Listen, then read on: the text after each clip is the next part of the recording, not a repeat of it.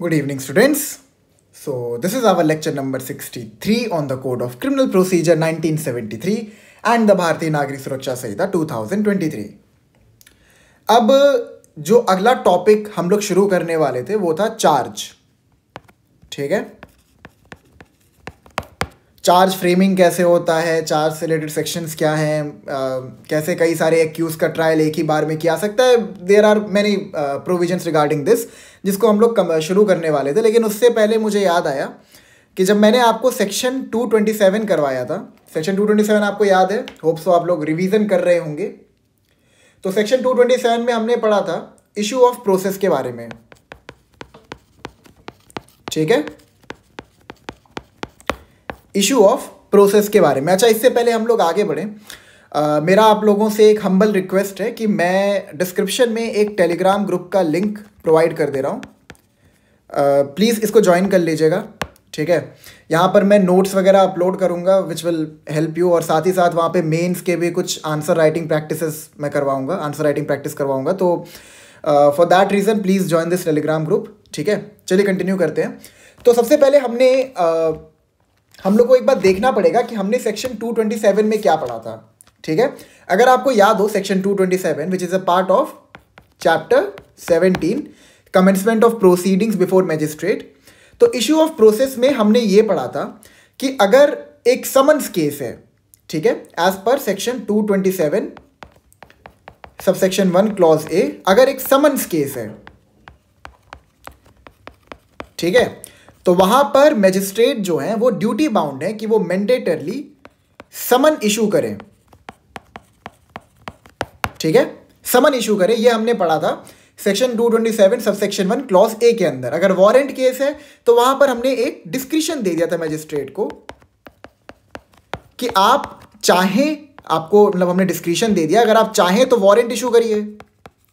ठीक है, हमने डिस्क्रिशन क्यों दिया था कि पहले आप एक लाइटर माइल्डर प्रोसेस को अडॉप्ट करिए, यानी कि समन इशू करिए. देखिए कि वो जो इंसान है, जो एक्यूज्ड है, वो समन से कंप्लाई कर रहा है कि नहीं कर रहा है. ठीक है, अगर वो समन से कंप्लाई नहीं करता है then subsequently you have the authority to issue warrant. ये हमने पढ़ा था ना, काफ़ी कॉम्प्रिहेंसिवली हमने डिस्कस किया था. तो ये समन कैसे इशू होता है, इसका फॉर्म क्या होता है, ठीक है, ये हमने नहीं किया था. तो अभी हम लोग सबसे पहले इसको कंप्लीट करेंगे, that is the form of summon and warrant. उसके बाद हम लोग आगे बढ़ेंगे चार्ज की तरफ. क्लियर है आपको ये चीज? ठीक है, तो चलिए शुरू करते हैं. Chapter 6 processes to compel appearance, पहला पार्ट है समन्स. ठीक है, आइए इसको डिस्कस करते हैं. Section 63 which talks about form of summons. Every summons issued by a court under this Sanhita shall be, it is mandatory, ध्यान दीजिएगा ये mandatory है, in writing, in duplicate, signed by the presiding officer of such court or by such other officer as the high court may from time to time by rule direct and shall bear the seal of the court. अब section 63 clause 1 ये चीज बहुत ही मतलब clearly बता दिया है कि जो भी समन आप इशू करोगे, ठीक है, वो मैंडेटरली राइटिंग फॉर्मेट में होनी चाहिए. पहले तो वो राइटिंग फॉर्मेट में होनी चाहिए, फिर उसके बाद आप क्या करोगे, उसकी आप एक डुप्लीकेट कॉपी बनाओगे. ठीक है, उसकी एक डुप्लीकेट कॉपी बनाओगे और जो ये डुप्लीकेट कॉपी होगी it will be signed by the जज स्लैश मैजिस्ट्रेट, जिसको हम कह सकते हैं the presiding officer of such court. ठीक है, तो हमने क्या समझा सेक्शन 63 में कि समन का फॉर्म क्या होगा, उसका फॉर्मेट क्या होगा. फॉर्मेट ऐसा होगा कि समन तो पहले राइटिंग फॉर्मेट में होना चाहिए. ठीक है, फिर वो जो राइटिंग फॉर्मेट में जो ओरिजिनल समन होगा उसका आप एक डुप्लीकेट कॉपी बनाओगे. ठीक है, और जो ये राइटिंग फॉर्मेट में समन है और जो डुप्लीकेट है, इससे मतलब आपका साइन होना चाहिए. ठीक है, किसका साइन होना चाहिए, जो कोर्ट बेसिकली वो समन इशू कर रहा है. ठीक है, और by such other officer as the high court में from time to time by rule direct. ठीक है, और अगर हाई कोर्ट चाहे तो इसके रिगार्डिंग कुछ रूल्स बना सकता है कि जो प्रिसाइडिंग ऑफिसर है कोर्ट का, उसके अलावा भी कोई और ऑफिसर, कोई और जुडिशियल ऑफिसर जो है वो समन के ऊपर सिग्नेचर कर सकता है for the matter of administrative convenience. ठीक है,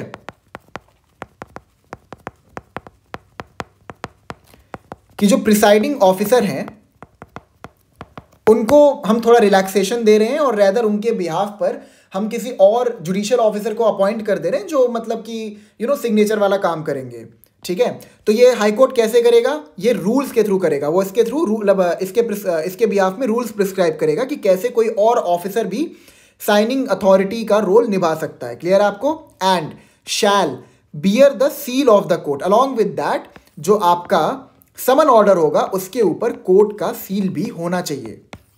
ठीक है, अब ये फॉर्मेट बताना क्यों जरूरी है? अगर इस फॉर्मेट से जुडिशियल ऑफिसर कंप्लाई नहीं करते हैं तो जो वो समन होगा ऐसा नहीं माना जाएगा कि वो समन प्रॉपरली इशू किया गया है। क्लियर है आपको?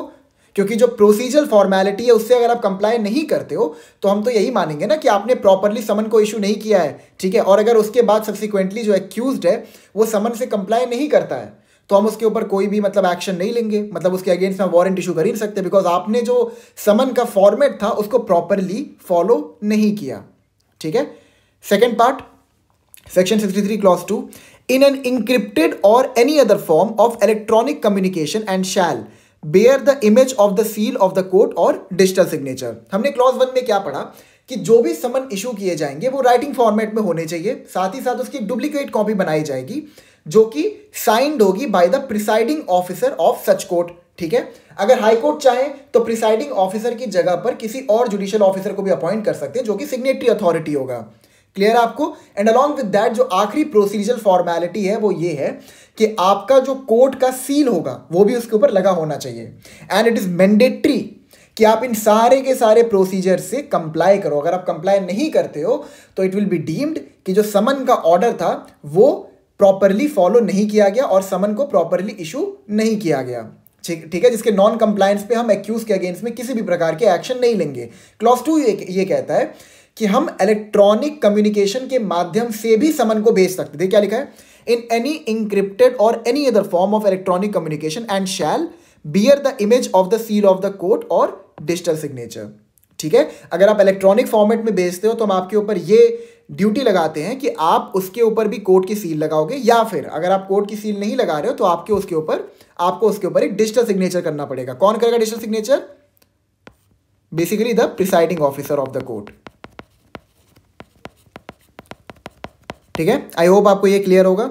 Section 64, summons how served. अब समन को सर्व कैसे किया जाएगा? Every summons shall be served by a police officer और subject to such rules as the state government may make in this behalf by an officer of the court issuing it or other public servant। Section 64 subsection 1 ये चीज काफी clearly मतलब कह दिया है कि जो समन ऑर्डर होगा इसको सर्व कौन करेगा, मतलब इसको लेके कौन जाएगा? Police officer. ठीक है, या फिर अगर स्टेट गवर्नमेंट इस बिहाफ में कोई रूल प्रिस्क्राइब करते हैं तो जो प्रिसाइडिंग ऑफिसर है जिसने वो समन इशू किया है, ठीक है, वो भी समन को सर्व कर सकता है, या फिर कोई और पब्लिक सर्वेंट। क्लियर आपको? ये 3 अथॉरिटीज हमारे पास हैं एज पर सेक्शन 64 सबसेक्शन 1 जो कि समन को सर्व करेंगे। क्लियर आपको? प्रोवाइजो पे आते हैं। प्रोवाइजो क्या होता है? एक एक्सेप्शन होता है। Provided that the police station और the registrar in the court shall maintain a register to enter the address, email address, phone number and such other details as the state government may by rules provide. ठीक है, अब जिस इंसान के against में समन issue किया जा रहा है, ठीक है, तो उसकी जितनी भी रेलेवेंट इंफॉर्मेशन है वो सारी की सारी एक बुक में आपको एंटर करनी पड़ेगी। लिखा है ना, प्रोवाइडेड द पुलिस स्टेशन और the registrar in the court. अब ये काम कौन करेगा? ये जो पुलिस स्टेशन है वो करेगी, या फिर जो कोर्ट में रजिस्ट्रार होता है ना वो ये काम करेगा। उनको क्या करना पड़ेगा? It is mandatory to shall maintain a register to enter the address. उसमें क्या क्या जाएगा? जिसके अगेंस्ट में समन को इशू किया गया उसका एड्रेस, जो रेसिडेंशियल एड्रेस है, ठीक है, उसका ईमेल एड्रेस, उसका phone number and such other details as the state government may by rules provide. और कोई भी ऐसी डिटेल जो कि स्टेट गवर्नमेंट रूल्स के द्वारा प्रिस्क्राइब करते हैं वो सारी की सारी डिटेल्स आपको एंटर करनी पड़ेगी उस किताब में। क्लियर है आपको? बुक में। क्लियर है? Subsection 2, the summon shall, if practicable, again it is mandatory, if practicable, be served personally on the person summoned by delivering or tendering to him one of the duplicates of the summons। Subsection 2 ये कहता है कि हम आपको एक reasonable opportunity दे रहे हैं कि आप ऐसा करिए कि जो समन इशू किया जा रहा है उसको पर्सनली सर्व करिए, मतलब कि जिस इंसान के अगेंस्ट समन को इशू किया गया है उसको आप जाके इन हैंड वो समन दे के आइए, पर्सनली, पर्सन टू पर्सन दे के जाइए, बिकॉज ज़्यादा अच्छा रहेगा, ज़्यादा कन्वीनियंट रहेगा, क्योंकि बाद में वो जो बंदा है ना वो ये क्लेम ना कर पाए कि मेरे तक समन तो कभी पहुंचा ही नहीं। अगर पुलिस ऑफिसर उसको हाथ में थमा के जा रहे हैं समन का ऑर्डर, तो ऑब्वियस सी बात है बाद में वो बंदा रिफ्यूट तो कर नहीं पाएगा कि मुझे कभी समन मिला ही नहीं था, जिसकी वजह से मैं उससे कंप्लाई नहीं किया, तो अब आपने उसके बाद मेरे अगेंस्ट वारंट क्यों इशू कर दिया। ऐसे कोई भी फ्रिवलेस आर्ग्यूमेंट वो पेश ना कर पाए जिसके अगेंस्ट समन इशू किया जा रहा है। हम मतलब एक आपको डायरेक्शन देते हैं कि अगर प्रैक्टिकेबल है, is it possible, if it possible, if it reasonable, आप समन ऑर्डर को जिस इंसान के अगेंस्ट में समन इशू किया गया है उसको इन हैंड दे के आए, पर्सनली दे के आए। क्लियर है? हाँ, बाय डिलीवरिंग और tendering to him one of the duplicates of the summons. जो समन का ओरिजिनल ऑर्डर होता है ना वो उसको नहीं दिया आता है, उसकी डुप्लीकेट कॉपी दी जाती है। प्रोवाइजो पे आते हैं, provided that summons bearing the image of court seal may also be served by electronic communication in such form and in such manner as the state government may by rules provide। ठीक है, अब मेरे को तो ये किसी भी angle से सेंस नहीं बना रहा है कि ये बार बार दोबारा इसको लिखने की क्या ज़रूरत थी। ठीक है, यहाँ पर तो आपने सेक्शन 63 क्लॉज 2 में बता ही दिया था कि इलेक्ट्रॉनिक कम्युनिकेशन के माध्यम से भी कोर्ट के सील के साथ आप समन को सर्व कर सकते हो। ठीक है, मतलब वो फॉर्मेट एक्चुअली बताया, आप ऐसे देख सकते हो कि यहाँ पे बेसिकली आपका फॉर्मेट है कि अगर आप समन को इलेक्ट्रॉनिक कम्युनिकेशन के माध्यम से सर्व करना चाहते हो तो उसका फॉर्मेट ये होगा। ठीक है, और इलेक्ट्रॉनिक कम्युनिकेशन के माध्यम से सर्व कैसे होगा वो यहाँ पे प्रोवाइजो में बताया। Provide that summons bearing the image of court seal may also be serve by electronic communication in such form and in such manner as the state government may by rules provide। ठीक है, तो ये format हो गया और ये आपका served हो गया कि सर्व आप ऐसे करोगे। ठीक है, लेकिन मेरे ख्याल से यही इतना ही इनफ था, आई डोंट नो इसको भी डालने की क्या जरूरत थी। Subsection 3, every person on whom a summons is so served personally shall, if so required by the serving officer, sign a receipt therefore on the back of the other duplicate। ठीक है, यहां पर बेसिकली ये कह रहा है कि जिस भी इंसान को समन सर्व किया जा रहा है, अगर उसको पर्सनली वो समन सर्व कर दिया गया, मतलब इन हैंड उसको लाके दे दिया गया है वो समन का ऑर्डर, तो जो सर्विंग ऑफिसर है, सर्विंग ऑफिसर कौन कौन हो सकता है अभी हमने पढ़ा था, आपके police officer, presiding officer of the court और एनी अदर पब्लिक सर्वेंट। अगर इनमें से कोई भी सर्विंग ऑफिसर है और वो पर्सनली समन के ऑर्डर को जाके उस पर्सन को देता है जिसके अगेंस्ट में समन को इशू किया गया था, तो वो उसको ये भी कह सकते हैं कि जो समन का ऑर्डर है उसके पीछे सिग्नेचर कर दो। क्यों? क्योंकि बाद में वो बंदा ये ना कह सके कि भैया मुझे समन मिला ही नहीं, इसी की वजह से मैं अपनी प्रेजेंस को कोर्ट में इंश्योर नहीं कर पाया। क्लियर है आपको? Section 65, service of summons on corporate bodies, firms and societies. Subsection 1, service of a summons on a company और corporation may be affected by serving it on the director, manager, secretary or other officer of the company.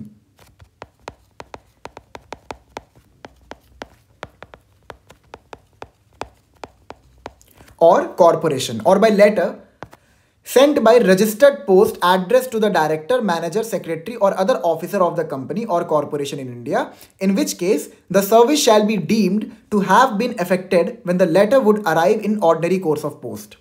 अब section 65 sub section 1 ये कहता है कि अगर समन किसी company या corporation को भेजना है तो it will be presumed, it will be deemed कि वो जो समन है इट केम इनटू इफेक्ट अगर वो डायरेक्टर को दे दिया जाए, ठीक है, ऑफ दैट पर्टिकुलर कंपनी और कॉर्पोरेशन, अगर उस कंपनी या कॉर्पोरेशन के मैनेजर को दे दिया जाए, सेक्रेटरी को दे दिया जाए या फिर any other officer of the company, ठीक है, जिसका भी नाम मतलब प्रिस्क्राइब्ड हो समन ऑर्डर में, अगर उसको दे दिया जाए तो यहां पे it will be deemed, it will be presumed कि जो समन है वो प्रोसीजर को फॉलो करके ड्यूली सर्व कर दिया गया है।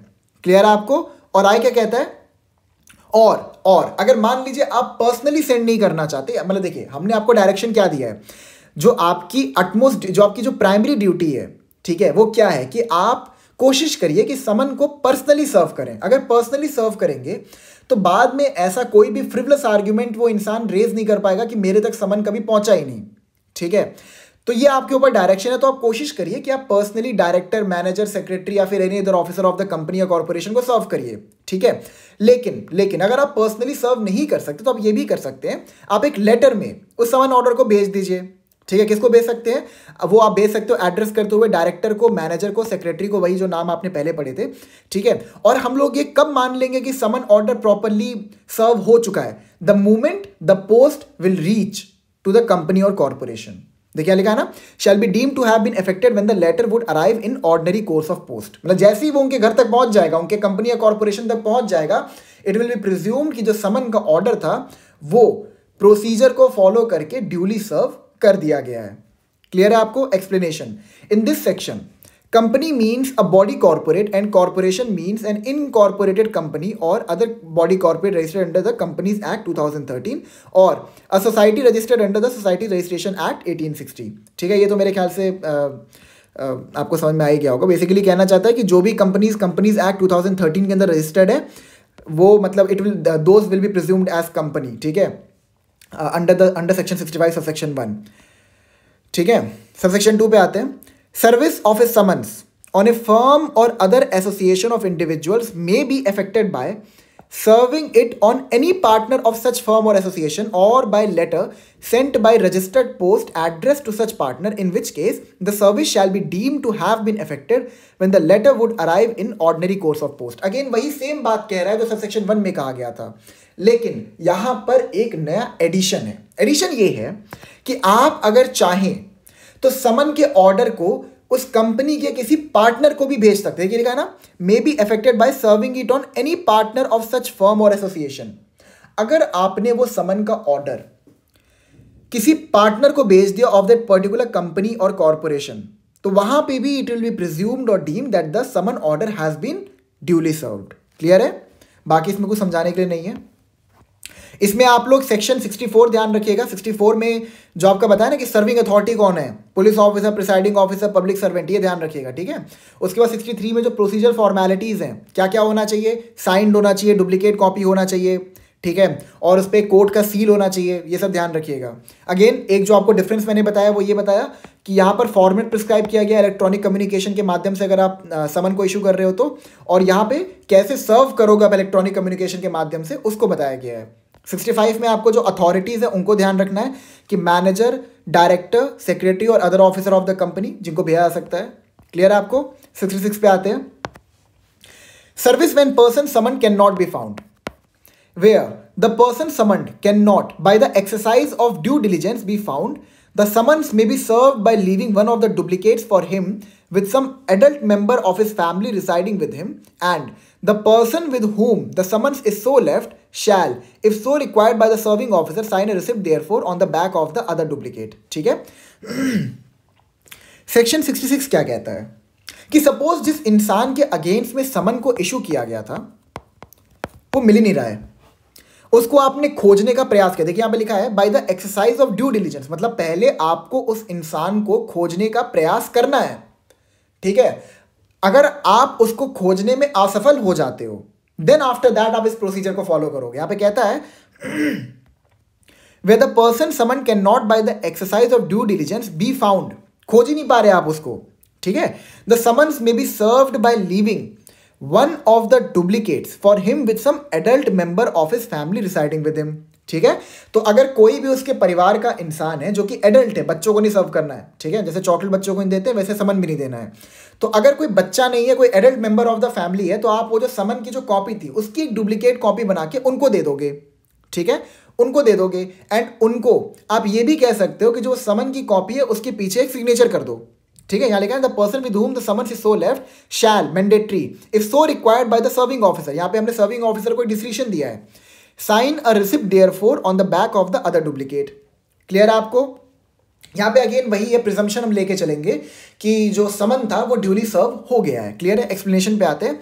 A servant is not a member of the family with in the meaning of this section. ये ध्यान रखिएगा कि एक सर्वेंट को हम फैमिली का मेंबर नहीं मानते एज पर सेक्शन 66 एक्सप्लेनेशन। अब अगर आप एक सर्वेंट को अपने फैमिली का मेंबर मानते हैं, no problem, go with it, ठीक है, लेकिन सेक्शन 66 एक्सप्लेनेशन के हिसाब से एक सर्वेंट जो है he will not be presume to be a part of the family. मतलब क्या? अगर आप एक समन का ऑर्डर सर्व करना चाहते हैं और जिस इंसान को वो समन का ऑर्डर सर्व करने वाले थे वो ड्यू डिलिजेंस के साथ उसको आप खोज नहीं पा रहे, तो आप वो समन का ऑर्डर सर्वेंट को नहीं दोगे, ठीक है, because a servant is not a member of the family with in the meaning of this section. Clear है आपको?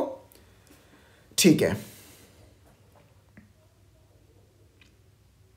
अब देखिए आप एक चीज ये भी कह रहा है, where the person summoned cannot by the exercise of due diligence be found, the summons may be served।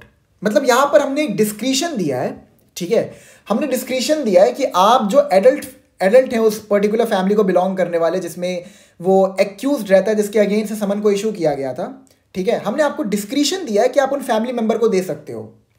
यहां पर जो एक्सप्लेनेशन पार्ट है इसने ये कहा है कि सर्वेंट जो है उसको हम फैमिली का पार्ट नहीं मानेंगे, लेकिन यहां पर ये नहीं कहा है कि सर्वेंट को हम वो समन का जो ऑर्डर है उसकी डुप्लीकेट कॉपी देने से प्रोहिबिट कर रहे हैं, ठीक है। इसका मतलब ये है कि आप अगर चाहें, क्योंकि हमने आपको डिस्क्रिप्शन दिया है, मैंडेटरी नहीं किया आपके ऊपर, अगर आप चाहें तो सर्वेंट को भी वो जो समन का ऑर्डर है ना उसकी डुप्लीकेट कॉपी पकड़ा सकते हो। ऑब्वियस सी बात है, वो घर में काम करता है, उसके मालिक आएंगे तो मालिक को दे देगा, ठीक है। तो यहां पे हम आपको प्रोहिबिट नहीं कर रहे, लेकिन हम यहां पे ये जरूर कह रहे हैं कि एक सर्वेंट को हम फैमिली का हिस्सा नहीं मानते, ठीक है। तो अगर आप किसी फैमिली मेंबर को देना चाहते हो तो उसमें सर्वेंट तो नहीं आएगा, लेकिन अगर आप सर्वेंट को देना चाहते हो तो हम आपको ये करने से प्रोहिबिट भी नहीं कर रहे। क्लियर है आपको? Section 67, if service can not by the exercise of due diligence be effected as provided in section 64, 65 or 66, the serving officer shall affix one of the duplicates of the summons to some conspicuous part of the house or homestead in which the person summoned ordinarily resides, and thereupon the court, after making such inquiries as it thinks fit, may either declare that the summons has been duly served or order fresh service in such manner as it considers proper। ठीक है, basically 67 ये कहता है कि अगर आप due diligence के साथ समन को प्रॉपरली सर्व नहीं कर पाते हो बाय वर्च्यू ऑफ सेक्शन 64, 65 और 66, मतलब सपोज आप जिस इंसान के अगेंस्ट में समन को इशू किया गया था उसके घर पे गए, ठीक है, घर पे जाने के बाद उसको वहां पे आपको कोई मिला ही नहीं, वहां पे कोई एडल्ट फैमिली मतलब एडल्ट मेंबर भी नहीं था फैमिली का, ठीक है। तो अब आप क्या करोगे? तो आप ये करोगे कि आप जो उस इंसान का घर है वहां पर किसी कोई कंस्पिक्यूअस पार्ट पर वो जो समन का ऑर्डर है ना उसको अटैच कर दोगे, चिपका दोगे। कंस्पिक्यूअस पार्ट मतलब क्या? जो घर का गेट है, ठीक है, गेट पे चिपका दो, वो कंस्पिक्यूअस पार्ट है, ये नहीं कि आप जाके छत पे चिपका दो, ठीक है, या फिर घर में मतलब ट्रेजर हंट के लिए आप उसको डाल दो, ठीक है, ये सब आपको नहीं करना है। आपको किसी ऐसी जगह पे उसको चिपकाना है जहां से वो ईजिली या फिर क्लियरली विजिबल हो। क्लियर है आपको ये चीज? ठीक है। अब उसके बाद क्या कहता है? And thereupon the court, after making such inquiries as it thinks fit, may either declare the summons has been duly served or order fresh service in such manner as it considers proper। अब यहां पर court क्या करेगा? अगर ऐसी situation खड़ी होती है कि जहां पर आपको किसी कंस्पिक्यूअस पार्ट पर समन ऑर्डर को चिपका के आना पड़ रहा है, तो वहां पर सपोज अगर सिचुएशन ऐसा है कि जिस इंसान के अगेंस्ट में समन ऑर्डर इशू किया गया है वो मतलब अपनी फैमिली के साथ 6-7 दिन के लिए कहीं बाहर गया है, तो ऑब्वियस सी बात है जब वो 6-7 दिन बाद वापस आएगा तो उसको समन ऑर्डर दिख जाएगा और वो देखने के बाद कोर्ट में अपनी प्रेजेंस को क्या पता इंश्योर कर ले, ठीक है। तो अगर मान लीजिए ऐसा आप कोई आर्ग्यूमेंट कोर्ट के सामने पेश करते हो, मतलब जो सर्विंग ऑफिसर है वो कोर्ट के सामने ये बात आके कहता है कि हमें पता चला कि वो जो इंसान है जिसके अगेंस्ट से समन इशू किया गया है वो 6-7 दिन के लिए घूमने गया है बाहर अपनी फैमिली के साथ, ठीक है, जब वापस आएगा वो समन को देख लेगा and then he will ensure his presence आपके सामने, मजिस्ट्रेट साहब के सामने, ठीक है। तो मजिस्ट्रेट वहां पे प्रिज्यूम कर लेंगे कि जो समन है वो ड्यूली सर्व हो गया है, ठीक है, ड्यूली सर्व हो गया मतलब हम ये मान के चलेंगे कि समन को हमने ड्यूली सर्व कर दिया है। क्लियर है आपको? लेकिन अगर कोई और सिचुएशन क्रिएट होता है तो वहां पर अगर मजिस्ट्रेट चाहे तो वो फ्रेश समन भी इशू कर सकते हैं। क्लियर है आपको? 68 पे आते हैं, where the person summoned is in the active service of the government, ठीक है। The court issuing the summons shall ordinarily send it in duplicate to the head of the office in which such person is employed, and such head shall thereupon cause the summons to be served in the manner provided by section 64 and shall return it to the court under his signature with the endorsement required by that section। अब देखिए हमने section 64 में क्या पढ़ा था कि समन सर्व कैसे होगा, यहाँ पे हमने सर्विंग अथॉरिटी के बारे में पढ़ा था कि सर्विंग अथॉरिटी कौन कौन है, आपके पुलिस ऑफिसर हो गए, ठीक है, आपके presiding officer of the court हो गए, और any other public servant appointed by the state government in this behalf, ठीक है। तो 68 ये कहता है कि अगर आपको किसी ऐसे इंसान को समन करना है जो कि गवर्नमेंट सर्विस में, मतलब the person who is holding an office of profit, ठीक है, उसको आपको समन करना है, तो वहां पे आप प्रोसीजर क्या फॉलो करोगे? आप प्रोसीजर ये फॉलो करोगे कि जो एक डुप्लीकेट कॉपी हो समन की वो आप भेज दोगे to the head of the office in which such person is employed. जिस भी ऑफिस में वो पर्टिकुलर पर्सन जिसको आपको समन करना है वो एम्प्लॉयड है, जहां से उसका घर चल रहा है, ठीक है, उस पर्टिकुलर ऑफिस का जो भी हेड होगा उसके पास आप वो समन का डुप्लीकेट कॉपी भेज दोगे। क्लियर है आपको? उसके बाद अब यहां पे ये चीज ध्यान रखिएगा कि जो सर्विंग ऑफिसर होगा ही it will be the head of that particular office, ठीक है। Such head shall thereupon cause the summons to be served in the manner provided by section 64। फिर जो 64 की आपकी प्रोसीजरल फॉर्मेलिटी है उनसे वो इंसान कंप्लाई करने की कोशिश करेगा। मतलब क्या क्या करना पड़ेगा उसको, कि वो कोशिश करेगा कि वो जो समन ऑर्डर है वो पर्सनली सर्व किया जाए, ठीक है, उस इंसान को जिसको समन किया जा रहा है, ठीक है, और बाकी जो भी मतलब यहां पर प्रोसीजर फॉर्मेलिटी उससे कंप्लाई करे वो head of the office. Clear आपको? And shall return it to the court under his signature with the endorsement required by that section, ठीक है। फिर से पढ़ते हैं एक बार। Where the person summoned is in the active service of the government, the court issuing the summons shall ordinarily send it in duplicate to the head of the office in which such person is employed, and such head shall thereupon cause the summons to be served in the manner provided by section 64 and shall return it to the court under his signature with the endorsement required by that section, ठीक है। उसके बाद जब ये जितनी भी procedural formality है उससे कंप्लाई करने के बाद जो वो समन ऑर्डर है उसको कोर्ट को रिटर्न बैक कर देगा विद एन एंडोर्समेंट यानी कि सिग्नेचर। क्लियर आपको? Second, such signature shall be evidence of due service. जब सिग्नेचर करके जो वो समन ऑर्डर है उसको वापस भेज दिया जाएगा कोर्ट के पास, ठीक है, तो वहां पे इट विल बी प्रिज्यूम्ड, ये एक बेसिकली एविडेंशियली वैल्यू होल्ड करेगा कि जो समन था वो ड्यूली सर्व हो गया। क्लियर आपको? 69 पे आते हैं। When a court desires that is summons issued by it shall be served at any place outside it's local jurisdiction, it shall ordinarily send such summons in duplicate to a magistrate within whose local jurisdiction the person summoned resides or is to be there served। अब यहां पर हम उन situation की, देखिए ये again एक general rule of law है कि आप समन सिर्फ अपने जुरिस्डिक्शन में ही सर्व कर सकते हैं। अब अगर आपको समन सर्व करना है to any other person who is residing in some other jurisdiction, तो वहां पर आप क्या प्रोसीजर फॉलो करोगे? वहां पर आप सेक्शन 69 का प्रोसीजर फॉलो करोगे। 69 ये कहता है कि अगर समन आपको इशू करना है किसी ऐसे इंसान के अगेंस्ट में who is residing outside your jurisdiction, ठीक है, तो आपको यहां पर क्या करना पड़ेगा? आपको यहां पर समन ऑर्डर की एक कॉपी, ठीक है, डुप्लीकेट भेजनी पड़ेगी उस मैजिस्ट्रेट को जिसके जुरिस्डिक्शन में वो पर्टिकुलर पर्सन रिसाइड करता है। क्लियर है आपको? ठीक है। Section 70, when a summons issued by a court is served outside its local jurisdiction and in any case where the officer who has served the summons is not present at the hearing of the case, an affidavit purporting to be made before a magistrate that such summons has been served and a duplicate of such summons purporting to be endorsed by the person to whom it was delivered or tendered or with whom it was left shall be admissible in evidence and the statements made therein shall be deemed to be correct unless and until the contrary is proved। अब यहां पे सवाल ये खड़ा होता है कि अगर आपने समन को सर्व किया है आउटसाइड योर लोकल जुरिस्डिक्शन, तो वहां पे ये चीज हम लोग कब मानेंगे कि जो समन का ऑर्डर था इट वॉज ड्यूली सर्व्ड? उसका प्रोसीजर आपको सेक्शन 70 के अंदर मिलेगा। सबसेक्शन 1 ये कहता है when a summons issued by a court is served outside its local jurisdiction and in any case where the officer who has served a summons is not present at the hearing of the case, an affidavit purporting to be made before a magistrate that such summons has been served and a duplicate of the summons purporting to be endorsed by the person to whom it was delivered or tendered or with whom it was left shall be admissible in evidence and the statements made therein shall be deemed to be correct unless and until the contrary is proved। ठीक है, तो यहां पर होगा क्या? Suppose अगर local jurisdiction के बाहर के किसी मैजिस्ट्रेट ने समन को सर्व किया, ठीक है। अब अगर सवाल ये खड़ा होता है कि उन्होंने प्रॉपरली समन को सर्व किया है कि नहीं किया है, सो फॉर दैट पर्पस जो वो पर्टिकुलर मैजिस्ट्रेट है, he can be called upon before the summon serving magistrate. ठीक है, जिन्होंने समन इशूइंग मैजिस्ट्रेट।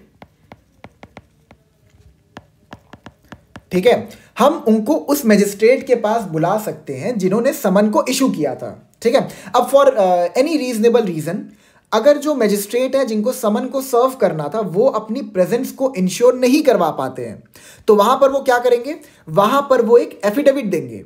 ठीक है, वहां पर वो एक एफिडेविट देंगे purporting to be made before a magistrate that such summon has been served and a duplicate of the summons purporting to be endorsed by the person to whom it was delivered or tendered or with whom it was left shall be admissible in evidence and the statements made therein shall be deemed to be correct unless and until the contrary is proved। ठीक है, वहां पर वो क्या करेंगे, ऐसे situation में वो एक एफिडेविट देंगे। ठीक है, अलॉन्ग विद दैट जो समन है, ठीक है, उसकी एक डुप्लीकेट कॉपी और बनानी होती है जिस पर की जो आपका जिस इंसान के अगेंस्ट समन को इशू किया गया होता है, ठीक है, उस इंसान की इंडोर्समेंट यानी कि सिग्नेचर लिए जाते हैं।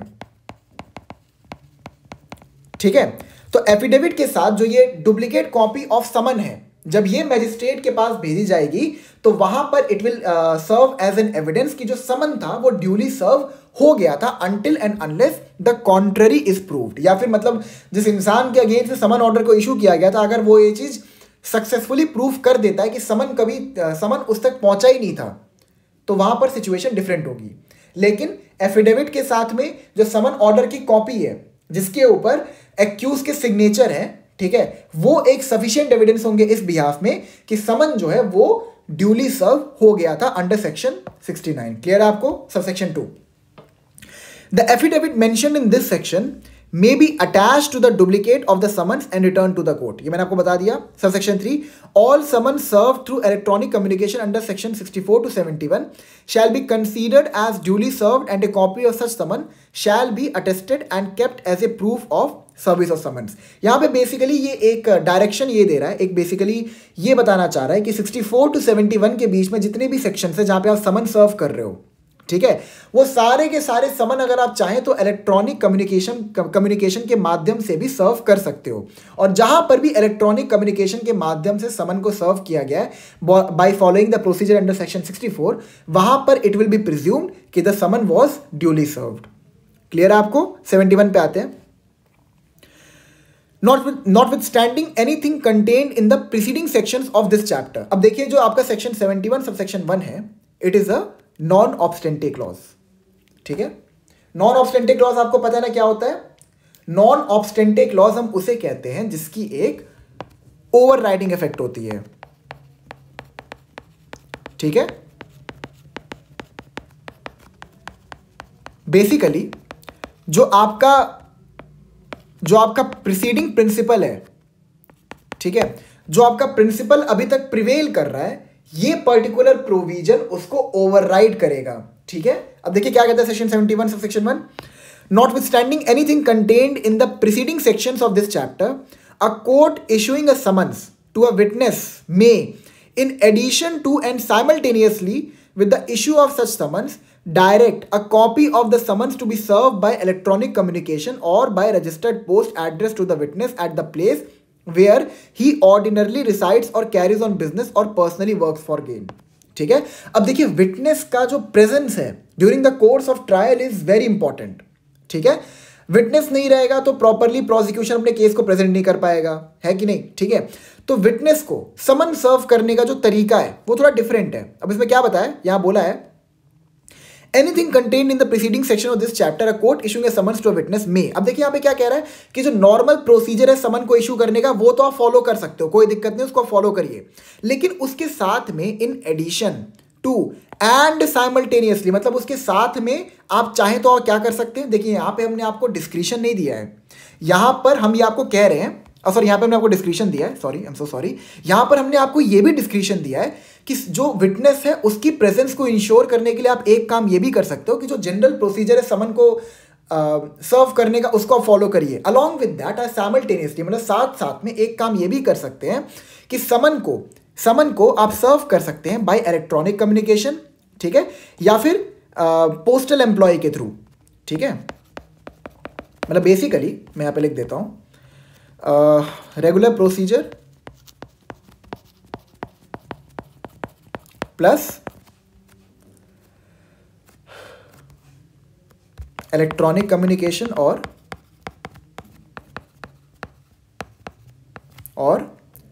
Postal employ, that is via post, ठीक है। एंड ये आपका डिस्क्रिशन है। विटनेस की प्रेजेंस को इंश्योर करने के लिए आप समन का जो रेगुलर प्रोसीजर है, that is from section 64 to section 70, उसको तो आप फॉलो करेंगे ही करेंगे, ठीक है।